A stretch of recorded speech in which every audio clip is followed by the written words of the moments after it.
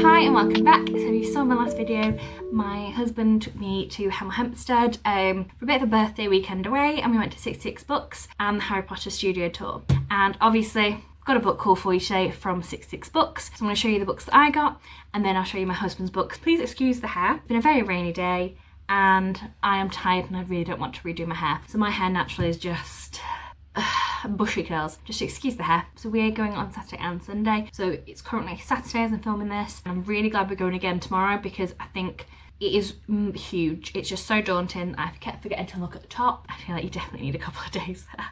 So I'm going to do a bit of a haul about what I got today. Yeah, I got a fair few thrillers. Not as many fantasies I probably would have wanted to get, but I did get one book that I was really looking forward to getting. I was really glad that I found it. My husband also sneakily picked up a book that he thought I would love, and I will show you that one as well. I was very excited to get that one. The first book I'm going to show you is a thriller, and this is The Girl Before by J.P. Delaney, and this follows our character Jane. She basically gets the opportunity to move into this really nice apartment, but there's a bit of a mystery about what happened to the girl before her, who seems to have been murdered, I believe. Yes, so this previous tenant Emma mysteriously died. So she's basically uncovering what happened, and also her landlord has like these really weird rules for her. It looks like it might flash back and flash forward because it said like now Jane, now Astrid. So that's our first book. I picked up The Secret Garden from TK Maxx, and it had a crease in the spine and it just wasn't the nice of editions. So I'm actually going to give that to my niece because she'll read it and it'll be absolutely destroyed. But I did see this absolutely beautiful edition of The Secret Garden by Frances Hodgson Burnett. Absolutely stunning, really lovely book, and it's got some illustrations in as well. So I'll show you the first one. There we go. Yeah, really looking forward to read this with my niece, but it just looks so beautiful. Lovely size font, but an absolutely stunning cover. This really matches my Jane Austen books, and they're just books that I think I would want to pass on to my children in the future. And you know, so they're an addition to the library, but that could be passed down as well. But they're absolutely beautiful editions.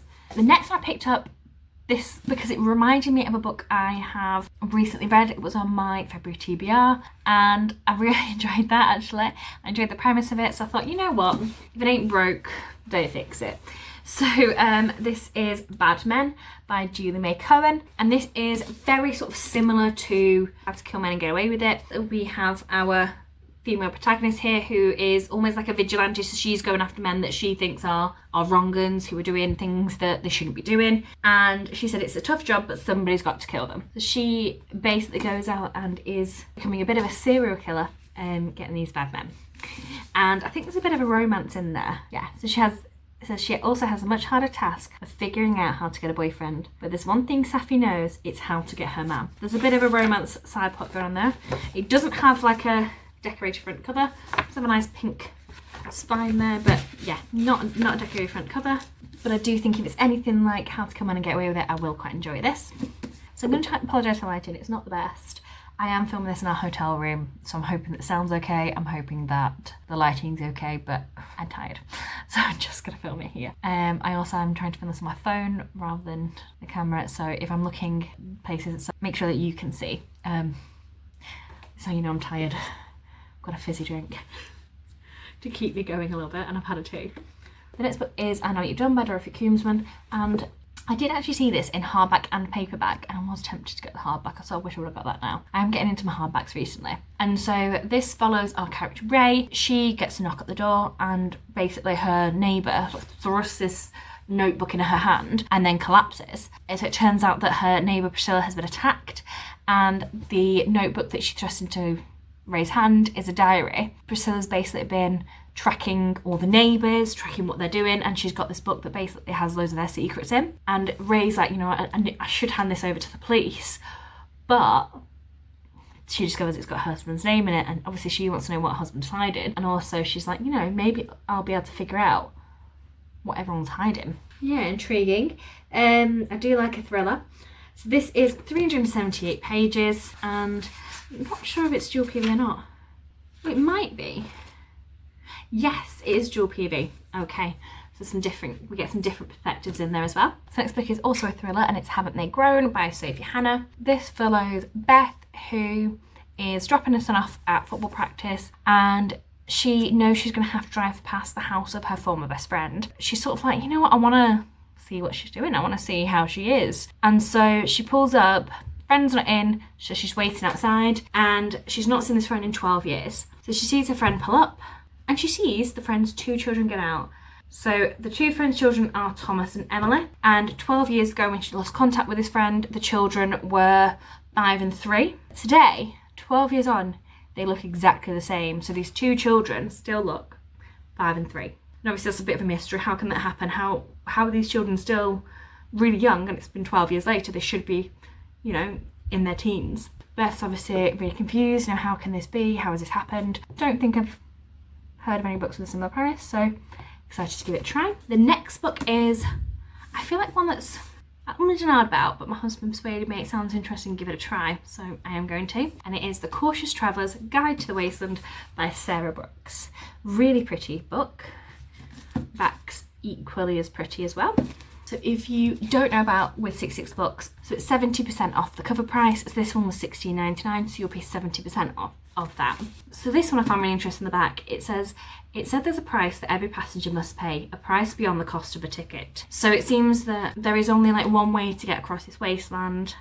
Yeah, there's only one way to get across this wasteland between Beijing and Moscow, and it is this train. This train's supposed to be like impenetrable. It carries cargo, but also, you know, if you're feeling brave as a passenger, you can also take the train. We've got some very interesting characters. Myra, a grieving woman with a borrowed name, so intriguing, why is she going under a different name? We've got Wei Wei, a famous child born on the train, and Henry Gray, a disgraceful naturalist. There are whispers that the train isn't safe. As secrets and stories begin to unravel, the passengers and crew must survive their journey together, even as something uncontrollable seems to break in. So yeah, I just feel like it gave me a lot of questions about what is actually trying to break into this train. Has really pretty artwork on the inside, and on the front it just sort of has the Trans-Siberian Train Company, and yeah, just that on the spine. But I thought it did sound really interesting. It's not like anything I've read before, I don't believe, so yeah, thought I'd give it a whirl. The next book, I've seen maybe the first few episodes, and then I realised it was a book, and I thought, oh, I'd quite like to give the book a try. It's The Discovery of Witches by Deborah Harkness. It's got a world with witches, demons and vampires, this manuscript that everyone's after, and it sort of makes itself appear to this witch, and she ends up developing a relationship with these vampires. And yeah, like I said, I've watched the first couple of episodes, maybe the first few episodes, and I realised it was a book, and yeah, I just want to give it a whirl. So before I continue the series, part of the series, ooh. So actually, I've just seen, it says about the Book of Life there, and that was in 66 Books. So actually I might have to get that tomorrow. I'll have to remind my husband to remind me to get that one. Okay. And it's got Shadow of Night, so I'm going to have to see if those two are there. So yeah, have to see if they've got the other ones in the series tomorrow. So it's a bit of a longer book. It's just under 700 pages. I've really been feeling more witches and vampires things recently. So I also want to see tomorrow if there's any sort of like sci-fi books, because I don't think I've really read a sci-fi book before, so I would like to give one a try. So the next one was probably a bit of a cover buy, and it is A Fragile Enchantment by Alison Saft. So this takes place in a world where there's magic. We follow a dressmaker, Neve, I believe. She is basically charged with making an outfit for this ball prince, and her magic means that she puts like emotions into whatever she makes, and there is clearly a bit of chemistry between these two characters, and it's got the potential to cause a bit of a rift in this world. The gossip magazines are all on it. As tensions arise within the royal court and protests rage outside its walls, she must decide what cost she is willing to pay for a future and a love she never thought possible. Yeah, interesting. I'm not sure if this is going to be part of the series or not. When did this come out? Oh, it's a 2024 book. Yeah, so it's not particularly old, so I'll have to Google if I like it, about if it's part of the series. Hoping I enjoy it. Not a book that I've heard of. We'll give it a whirl.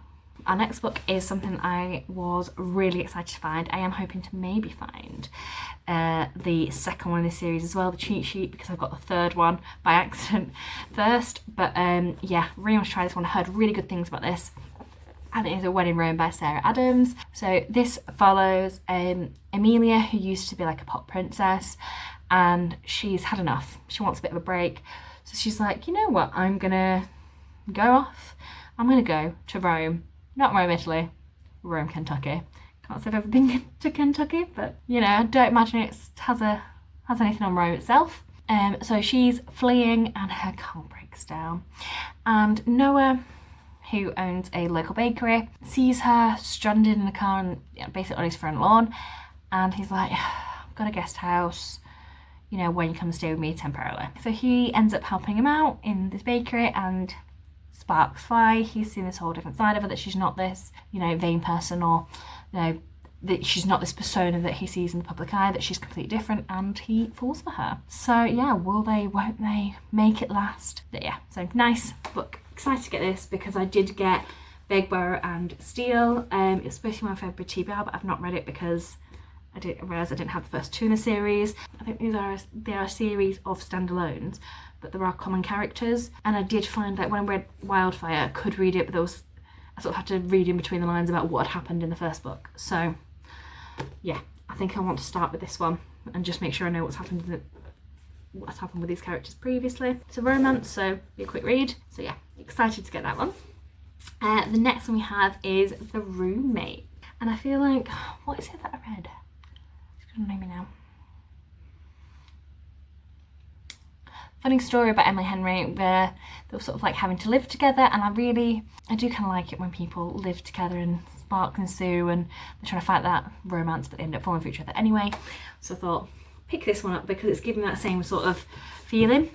Very similar sort of premise.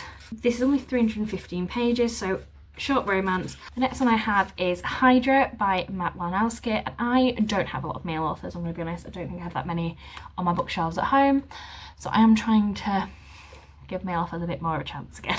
A bit of a murder mystery sort of thing. So this follows Scott King, who's an investigative journalist, and there was this murder that happened in 2014. Al was responsible, and she basically bludgeoned her stepdad and mom to death.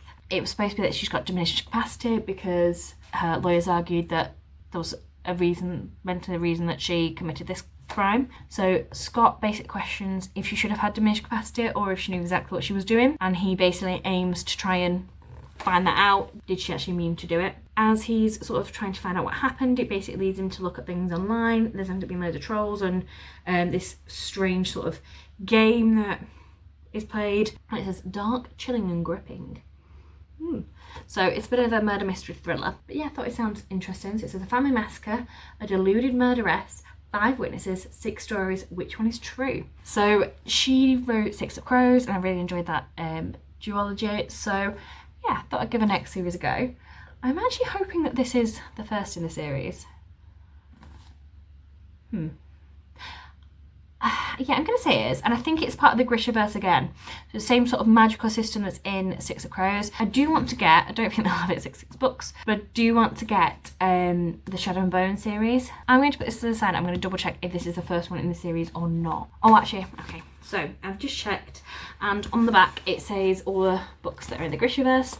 So I have read the Six of Crows duology. I haven't yet read the Shadow and Bone trilogy, but I would like to get that. And this is the first in the King of Scars duology. Kind of like that it's a duology. I'll have to have a look if they have Rule of Wolves in there, but I probably won't be that lucky. And it has her other series as well there. I was a little bit gutted that they had a really nice collector's edition for Six of Crows and Cookie Kingdom, which I've got. They had it for Shadow and Bone, but they didn't have it for the rest of the books in that series, which is, yeah, a bit frustrating. They do have as well, a really nice map, and they also have a bit of information about what, like, the Grisha's skills are. Yeah, I haven't really looked at the back. I'm going to sort of leave it as a bit of a mystery, to be honest. Excited to dive into another book in the Grisha universe. The next one I'm going to show you is one that my husband surprised me with, and this is Alice's Adventures in Wonderland, which was my favourite book as a child. I got a really nice copy actually not long ago from TK Maxx, but yeah, this is a really pretty edition. So he surprised me with it and wouldn't let me look at it, but it's basically a version aimed at like a younger audience, and it's got really nice as well, like gold leaf sprayed edges as well, so very nice, really cute pictures. So yeah, this is much more child-friendly language, beautiful illustrations. So this is sort of like your starting point to Alice's Adventures in Wonderland, and then I could do the other book when they're a little bit older. So yeah, again, it's a book that you could pass on for generations, but that, you know, when we have kids, I would love to read to them. I'm going to show you the books that my husband got. So he got a little journal, really good for like little to-do lists and things. Again, 70% off the RRP, but I don't actually know what the RRP was for this, but I can't imagine it was much. I don't know if Masterworks is like a publisher that do order books, I'm not too sure. But he got the Sirens of Titan by Kirk Vonnegut. So yeah.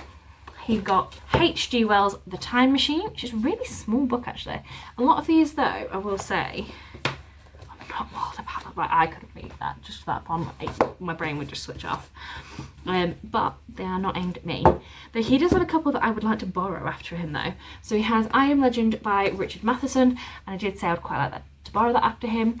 It's not a crazy long book actually, yeah, it's about 160 pages, but I want to see if it matches to the movie. So that's a nicer font actually as well in that one. So I am going to definitely borrow that after him. He has The City and Stars by Arthur C. Clarke. The next one, I think this one was also, yeah, this one I also want to borrow off him, is a book by Ursula K. Le Guin. I'm gonna say that's wrong. And that is A Wizard of Earthsea. This one I think I'll definitely borrow as well. Ooh, I think it is part of a series. I might have to see if we got that tomorrow. And in April, well, it's the next month, we are going to America. We're going to New York, Washington and Nashville, so we're going to 3 different states. And yeah, so we've got a little bit of a New York travel guide. His parents have a lot of travel guides and things, and so we thought, you know what, we can take this with us, and we're there for, I believe, like 4 days. So we should have a little bit of extra time, so we can sort of use this as a bit of a guide. And I'm sure that it won't be the only time we go in our lives, so yeah, really handy book. So that is the books that he has got this Saturday. Okay, so I hope you enjoyed the haul today. My first time going to 66 Books. I would definitely go again. Yeah, I hope you enjoyed it. I hope I hope you have an absolutely fabulous day. And yeah, hopefully see you again.